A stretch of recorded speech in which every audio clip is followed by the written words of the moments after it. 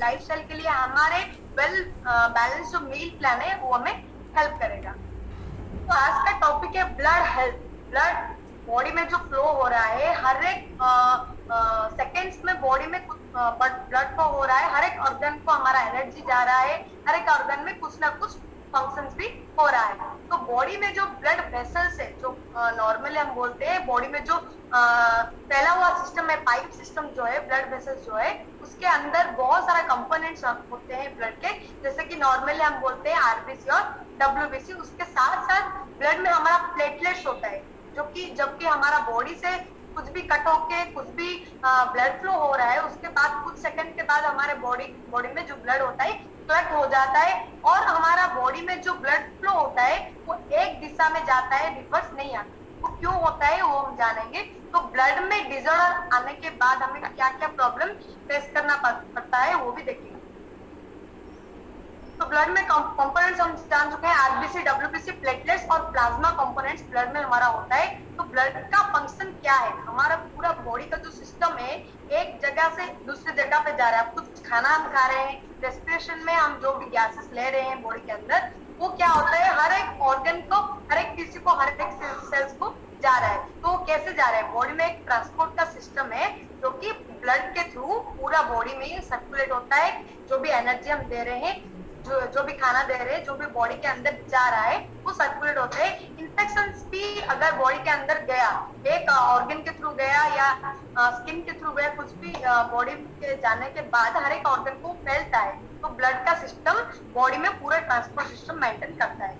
Body में हमारा जो हम रेस्पिरेटरी ट्रैक से जो लेते हैं ऑक्सीजन, पूरा बॉडी में पूरे टिश्यू में फैला हुआ जाता है। जो भी खाना खा रहे हैं, खाने में जो ग्लूकोज ले रहे हैं हम, एमिनो एसिड्स, प्रोटीन जो खा रहे हैं, हेल्थी फैट्स खा रहे हैं, ये सारा चीज बॉडी को जो रिक्वायरमेंट है वो भी ब्लड के थ्रू हमारे बॉडी में जाता है। वाटर का ट्रांसपोर्ट जो होता है वो भी ब्लड के थ्रू जाता है। तो हम जो खा रहे हैं, पी रहे हैं, जो भी कुछ बॉडी को दे रहे हैं, वो सारा सिस्टम हमारे ब्लड के थ्रू जाता है। उसके साथ साथ बॉडी में जो वेस्ट प्रोडक्शन होता है, जितना रिक्वायरमेंट है उतना बॉडी में यूज होता है। उसके बाद जो वेस्ट होता है, जैसे कि यूरिन हो गया, कार्बन डाइऑक्साइड जो रेस्पिरेशन के बाद ऑक्सीजन अंदर जाके जो कार्बन डाइऑक्साइड निकलता है, लैक्टिक एसिड जो बॉडी से निकलता है वेस्ट, वो वेस्ट को भी बाहर निकालने में हमें हेल्प करता है ब्लड का ट्रांसपोर्ट।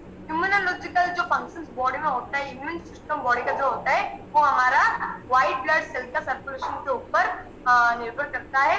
उसके साथ साथ बॉडी में जो अगर बॉडी में कुछ अटैक होता है, फॉरेन कंपोनेंट्स में कुछ भी अटैक होता है, वहां पे क्या होता है बॉडी में हमारा ब्लड में क्या रहता है, एंटीबॉडीज, एंटीजन और एंटीबॉडीज, ये दोनों के अंदर फाइट चलता है। अगर हमारा बॉडी में एंटीबॉडीज एंटीजन से ज्यादा पावरफुल नहीं है तो हमें डिजीज भी अटैक कर लेता है। जब नॉर्मली एक हम डिजीज में सफर होते हैं, वहां पे हमें ब्लड टेस्ट करने के लिए बोला जाता है, क्योंकि ब्लड से ही, ब्लड के थ्रू हर एक ऑर्गन को इफेक्ट आता है, हर एक ऑर्गन को इन्फेक्शन होता है। तो हमें क्या करना है, हमारा ब्लड सेल्स कितना एक्टिव है, कितना हेल्दी है, इसे हमें जानना चाहिए। कोआगुलेशन जो होता है, कुछ भी कट होने के बाद जो कोआगुलेट हो जाता है, हमारा ब्लड फ्लो कुछ टाइम के बाद बंद हो जाता है, वो भी हमारा बॉडी में जो कंपोनेंट्स होते हैं, ब्लड में जो कंपोनेंट्स होते हैं, वो हमें हेल्प करता है। अगर बॉडी में कुछ टिश्यू डैमेज हो रहे हैं, उसका भी सिग्नल आता है ब्लड को, तो हमारे बॉडी में टिश्यू डैमेज रिपेयर करने में भी हेल्प करता है।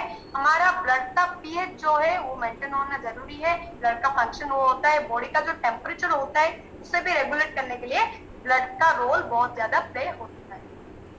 और भी ब्लड का बहुत सारा फंक्शंस होता है, जैसे कि न्यूट्रिएंट्स को, हम कुछ भी न्यूट्रिएंट्स ले रहे हैं माउथ के थ्रू, वो पूरा बॉडी में हमारा सर्कुलेट हो रहा है, हर एक सेल को जाके हमारा वेट लॉस जो होता है, फैट लॉस जो होता है, क्या होता है, हमें जो प्रोटीन बॉडी को दे रहे हैं, जो कार्बोहाइड्रेट दे रहे हैं, हेल्दी फैट दे रहे हैं, फाइबर दे रहे हैं, वो सारा चीज क्या है, जिस जगह को जिस न्यूट्रिएंट्स का जरूरी है, ब्लड के थ्रू हर एक चीज बॉडी में जाता है। तो न्यूट्रिएंट्स हमारा बॉडी को सप्लाई देता है ब्लड। रेस्पिरेटरी फंक्शन जो होता है, हम रेस्पिरेशन कर रहे हैं, वो भी पूरा बॉडी को सर्कुलेट करता है। एक्सक्रीटरी सिस्टम जो होता है, वेस्ट बाहर जाने का सिस्टम होता है, उसमें भी हेल्प करता है। बॉडी में हार्मोन्स और एंजाइम्स पूरा ट्रांसपोर्ट करने के लिए, जैसे कि हम जानते हैं, हार्मोन्स बॉडी में बैलेंस होना जरूरी होता है। अगर हार्मोन्स बैलेंस नहीं हो रहा है तो हमारा रिएक्शन भी अलग अलग टाइम में अलग अलग प्रकार आता है। एंजाइम्स जो होते हैं, हर एक फंक्शन को स्पीड करने के लिए, कोआगुलेट स्पीड करने के लिए हमें हेल्प करता है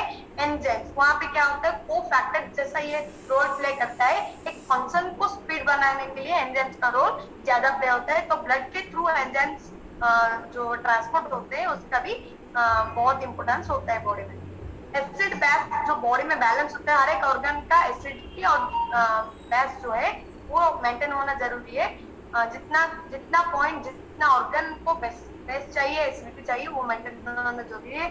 पूरा बॉडी में टेम्परेचर मेंटेन होना जरूरी है। स्टोरेज फंक्शन, बॉडी में कुछ भी खाना हम देते हैं वो क्या होता है, जितना एनर्जी चाहिए उतना बर्न हो जाता है और जितना एनर्जी बर्न नहीं कर पा रहे वो बॉडी में स्टोर होता है। और जब हमें भूख लगे, हम कुछ खाना बॉडी को नहीं दे रहे, तो वहां पे से फिर से हमें एनर्जी प्रोवाइड होता है। तो वो सिस्टम में भी ब्लड का रोल प्ले होता है। डिफेंसिव सिस्टम, कुछ भी बॉडी को फॉरेन पार्टिकल्स अटैक किए उसके लिए एंटीबॉडीज तैयार करना ब्लड का फंक्शन होता है। तो ब्लड में ये सारा कंपोनेंट्स होता है। व्हाइट ब्लड सेल, प्लेटलेट्स जो होता है, ब्लड एक दिशा में फ्लो हो रहा है, बैक नहीं आ रहा है, उसके लिए हमारे जो ब्लड वेसल्स है वहां पे प्लेटलेट्स प्रेजेंट होते हैं, जो कि एक विंडो जैसा होता है। ब्लड एक दिशा में जाने के बाद रिटर्न नहीं हो सकता, प्लेटलेट्स उसे बंद कर देता है। तो प्लाज्मा क्या क्या ट्रांसपोर्ट करता है, आयंस, वाटर जो बॉडी को हम देते हैं, प्रोटीन्स जो देते हैं, न्यूट्रिएंट्स, वेस्ट, गैस, ये सारा चीज को ट्रांसपोर्ट करने के लिए, वेस्ट को बाहर निकालने के लिए, गैस को अंदर लेने के लिए, गैस का जो वेस्ट होता है, जो भी अदर कंपोनेंट्स होते हैं वो बाहर निकालने के लिए, ये सारा चीज क्या होता है ब्लड के थ्रू। और जो प्लाज्मा प्रेजेंट होता है ब्लड में वो हमें हेल्प करता है।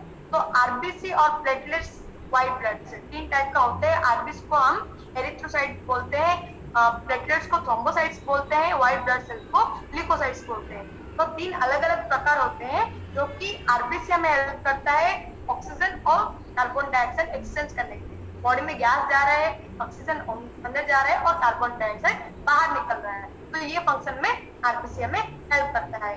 ब्लड क्लट जो हो जाता है, कट होने के बाद क्लट जो हो जाता है और एक दिशा में ब्लड जो फ्लो हो रहा है, रिवर्स नहीं आ रहा है, उसके लिए हमें हेल्प करते हैं थ्रोम्बोसाइट्स या प्लेटलेट्स।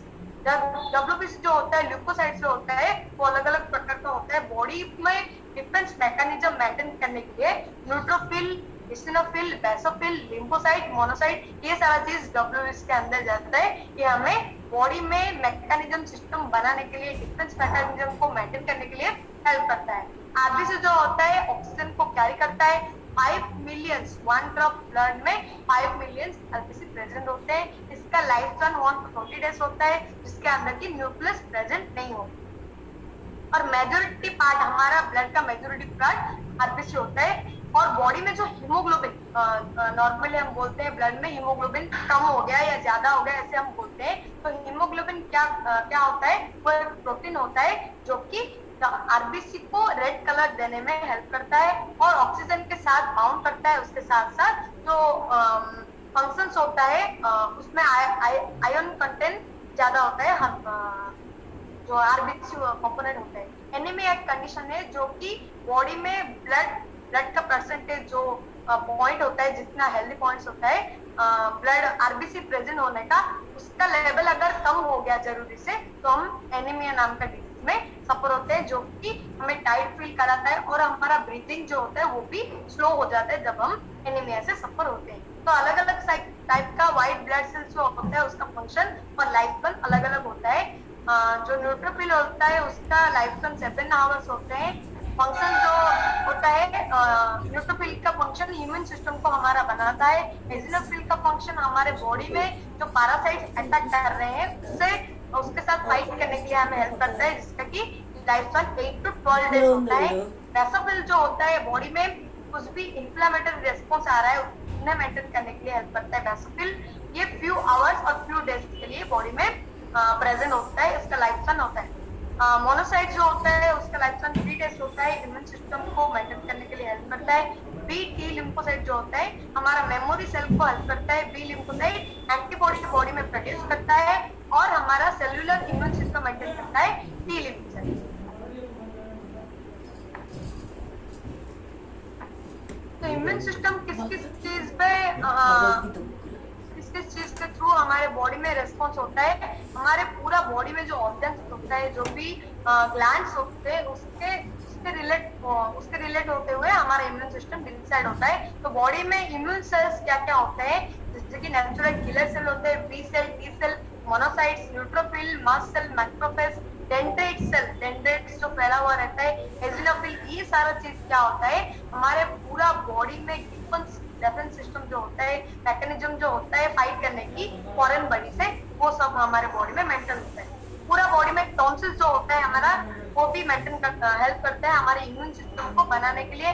थाइमस ग्लैंड जो होता है, स्प्लीन होता है, हमारे गट में जो पेट्स पार्ट होता है, बोन मैरो जो होता है, अपेंडिक्स जो होता है स्टोमक में, लिम्फ नोड जो होता है, ये सारा चीज, सारा ऑर्गन्स हमारे पूरा बॉडी में इम्यून सिस्टम को मेंटेन करने के लिए हमें हेल्प करती है। नॉर्मली हम सोचते हैं मैं तो सब कुछ कर रहा हूँ, मेरा इम्यूनिटी क्यों लो हो रहा है, तो ये सारा चीज में अगर कुछ भी एक ऑर्गन, कुछ भी एक ग्लैंड से कुछ भी कम हो रहा है, सिचुएशन या फंक्शन ठीक तरीके से नहीं हो रहा है, तो हमारा इम्यूनिटी में हमारा बॉडी डिफेंस मैकेनिज्म मेंटेन करने की एबिलिटी हरा देता है। तो क्या होता है डिफेंस सिस्टम का, इम्यून सिस्टम का two lines of defence system होता है। फर्स्ट लाइन क्या होता है, इनेट इम्यूनिटी जो होता है, हमारा स्किन और हमारा रेस्पिरेटरी सिस्टम, उसके साथ साथ गट, ये तीन चीज के थ्रू हमारा इम्यूनिटी सिस्टम, फर्स्ट लाइन का इम्यून सिस्टम मेंटेन होता है। तो स्किन में अगर डिसऑर्डर है, रेस्पिरेटरी ट्रैक में अगर ठीक से रेस्पिरेशन नहीं हो रहा है, गट में अगर कुछ भी डिसऑर्डर है, तो हमारे इम्यूनिटी लो होने की चांसेस होते हैं। हमारे पूरा जो ये बॉडी का सिस्टम है, वहाँ पे क्या होता है, अगर हमारा ब्लड में एंटीबॉडीज ठीक तरीके से प्रेजेंट नहीं है, तो फॉरेन बॉडी आता है, हमारे बॉडी को अटैक कर लेता है, जो कि हम डिजीज में सफर होते हैं। तो फर्स्ट लाइन इम्यूनिटी ये होता है, ये तीन ऑर्गन को, ये तीन जो स्किन, रेस्पिरेटरी ट्रैक और गट, ये तीन चीज को हमें ठीक तरीके से मेंटेन करना है। फर्स्ट स्टेप होता है इम्यूनिटी सिस्टम ठीक तरीके से बनाने के लिए। तो सेकेंड लाइन